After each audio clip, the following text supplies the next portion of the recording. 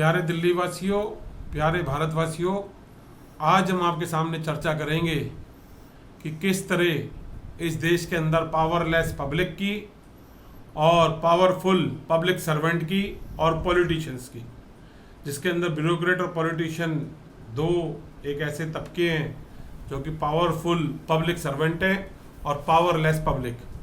आज मैं आपको बताऊंगा कि जब किसी पब्लिक के आदमी का, जिसके वोट से ये लोग चुने जाते हैं, जिसके पसीने की कमाई से इनकी तनख्वाह दी जाती है, इनके खर्चे उठाए जाते हैं, इनकी सिक्योरिटी खर्चा उठाया जाता है, इनके रिश्तेदारों को ठेके दिए जाते हैं, इनकी अवैध संपत्ति करोड़ों में, अरबों में, मिलियन ट्रिलियन डॉलर्स के अंदर बनी है, देश में है, विदेश में है। और समय समय पर जब सरकारों को तख्ते पलट होते हैं तब ये घोटाले जनता के सामने आते हैं। आज मैं आपको जिक्र करूँगा कि एक public servant versus public powerless public के बीच के अंदर एक पब्लिक के अधिकारी के आंसू की, एक पब्लिक के परिवार के आंसू की, जज्बात की, एहसासों की, उम्मीदों की जब निराशा में बदल जाती है, जब वो किसी ताकतवर पब्लिक सर्वेंट, किसी ब्यूरोक्रेट के अधिकारी से या किसी पॉलिटिशियन से उसका सामना हो जाता है। और अगर खास तौर से जब कोई पॉलिटिशियन और ब्यूरोक्रेट का गठजोड़ इकट्ठे मिलके एक लैंड माफिया का या हवाला कारोबार का रूप ले लेते हैं, तब ये लोग ऐसे पब्लिक सर्वेंट को कुचल देते थे और उनकी आवाज़ दबाने के लिए हर तरह का उस रास्ते का प्रयास करते हैं, कानून के अधिकारों का और ऐसे हथकंडों का, जिससे कि उसकी जो उम्मीद है वॉइस लेस हो जाती है, एक वॉइस लेस में कन्वर्ट हो जाती है। क्योंकि ये लोग कानून का हर जगह इनकी पहुंच होती है, हर किसी न किसी रूप में ये लोग मौजूद है। जैसे आपके सामने उदाहरण है, अगर आज आप कोई अपना मकान बनाने चले जाओ अनऑथराइज रेगुलाइज्ड कॉलोनी में, तो आपके पास कई सरकारी एजेंसी के आदमी आ जाएंगे, खुदाई होने से लेकर निर्माण होने तक, और अलग अलग तरीके से ये अलग अलग पैसों की डिमांड करेंगे, आपसे मजबूर करेंगे, कानून का हवाला देंगे और आपसे लाखों करोड़ों के अंदर अवैध वसूली करेंगे। यही लोग, जब आप इसका विरोध करोगे तो इन्हीं की सरकारी एजेंसी आप ही के खिलाफ कानून बना देगी।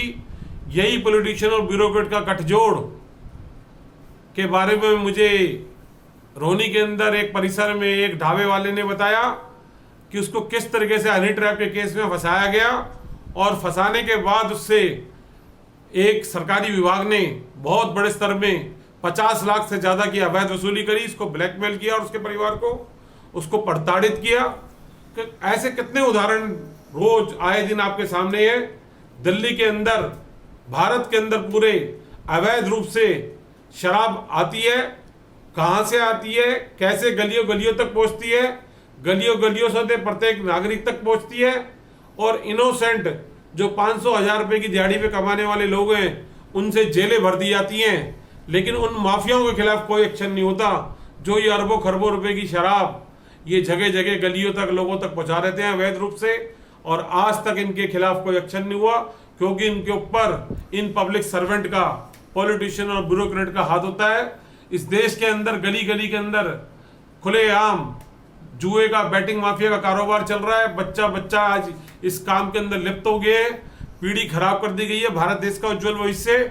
लेकिन छोटे छोटे मुकदमे भी दर्ज होते हैं, 12/9/55 में, और 3-4-5 के पुलिस गैम्बलिंग के मुकदमे दर्ज करती है, जिसमें हाल में पिछले साल के अंदर बहुत सारे मुकदमों में 1000 से 2000 मुकदमा करके मुकदमे खत्म कर दिए गए। लेकिन आज तक कोई सख्त कार्रवाई नहीं हुई, और पूरे देश के अंदर आज सभी लोगों को ये पता है कि किस तरीके से ये मैच होते हैं, और बैटिंग माफिया के रोड में, गली मोहल्लों में, हर जगह इनकी पहुंच है, बच्चों तक पहुंच है, और इस भारत देश का भविष्य आज खतरे के अंदर है। इसकी नस्ल को विक कर दिया, विदेशी सोच की ताकत आई है। आज इस देश के अंदर इतनी बड़े स्तर के ऊपर प्रधानमंत्री नरेंद्र मोदी जी पिछले 6 साल से प्रयास कर रहे हैं। अवैध हवाला का कारोबार इस लॉकडाउन के अंदर भी इस देश में चलता रहा। ये कैसे ऑपरेट होता है, सारी सरकारी एजेंसी एक्टिवेट है, सैटेलाइट की मौज है, कम्युनिकेशन है, टेक्नोलॉजी है, फिर भी आज हवाला का कारोबार इस देश के अंदर कभी बंद नहीं होता। विश्व के अंदर, पूरे भारत के अंदर आप किसी भी गली कोने कूचे के अंदर हवाला कारोबारी मिल जाएंगे, और कुछ पैसे लेके ये किसी भी तरह की ब्लैक मनी को कन्वर्ट कर देते हैं, ट्रांसफर कर देते हैं, और इनसे पैसा ले लो। तो ये एक बहुत बड़ी विफलता है। आज मैं साथियों आपके सामने ये बात रखना चाहूँगा इस शब्दावली के थ्रू, और मैं इस देश के उन ईमानदार आईएएस, आईपीएस और पॉलिटिशियंस और इस देश की पावरलेस जनता के सामने भी ये बात रखूंगा। इसी पावरलेस जनता में से निकल के ये पावरफुल पब्लिक सर्वेंट बनते हैं, जो कि हमारे ही रिश्तेदार है और हमारे से किसी न किसी रूप में, मानवीय रूप में इनका कहीं ना कहीं कोई रिश्ता है और हमसे ये जुड़े हुए हैं। और मैं आज सोचने की और समझने की बात है, ये पावरलेस पब्लिक और इन्हीं में से निकले हुए ये पावरफुल पॉलिटिशियन और ब्यूरोक्रेट, जिसके अंदर सभी को मैं ये नहीं कहूँगा कि ऐसे है, लेकिन बहुत बड़ा एक समूह आज इन पॉलिटिशियन और ब्यूरोक्रेट के अंदर जन्म ले चुका है। और इसी में से बहुत सारे लोग ईमानदार भी हैं, जिनकी कुर्बानियों के ऊपर आज ये देश टिका हुआ है। सबसे ज़्यादा मैं तारीफ देश की आर्मी की करूँगा, हमारे देश के प्रधानमंत्री, प्रधान सेवक, इस देश के चौकीदार आदरणीय श्री नरेंद्र मोदी जी की करूँगा। लेकिन ये एक सोचने का विषय है कि आगे इस देश के अंदर ये करप्शन आया कहाँ से, ये करप्शन की सोच ने जन्म कैसे लिया। और मैं अगले लेक्चर में आपको ये बात जरूर बताऊंगा चर्चा में कि सरकारी भ्रष्टाचार, पॉलिटिकल भ्रष्टाचार और सिविल भ्रष्टाचार के अंदर फर्क क्या है और इसको करने वाले व्यक्ति कौन है। इसके बारे में एक डिटेल लेक्चर लाऊंगा आपके सामने और आपसे चर्चा करेंगे और आपके विचार जानेंगे।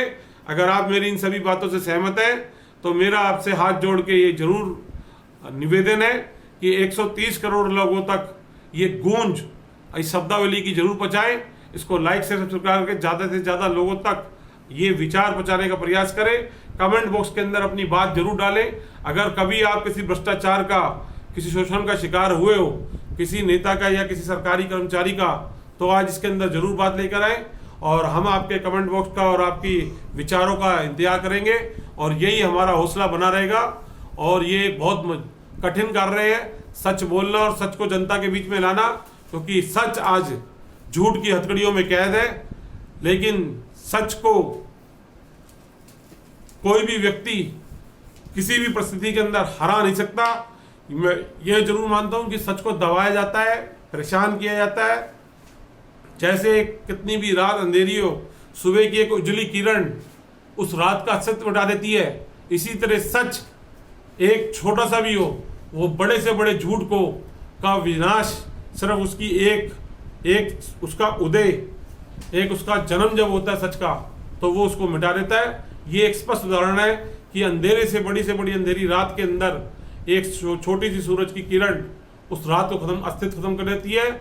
उसी रात के अंदर जब क्षमा के तौर के ऊपर एक दिया भी अगर जलता है तो वो उस अंधेरे को चुनौती देता है और उस अंधेरे के अस्तित्व को चुनौती देता है और उसका अंधेरे को दूर कर देता है। तो मैं ये आज शब्दावली के माध्यम से आगे विचार रखना चाहूँगा और रोहिणी कोर्ट बार एसोसिएशन के अपने सभी कानूनी अधिवक्ताओं और भारत की जनता के बीच में और ईमानदार आईएएस आईपीएस नेता और अपने देश के प्रधानमंत्री के चरणों में ये शब्दावली को मैं अर्पण करता हूं और उनसे ये निवेदन करता हूं कि वो अपने प्रयास राष्ट्र हित में जारी रखें। इसी के साथ मैं शब्दावली को विराम देता हूं। जय हिंद, जय भारत।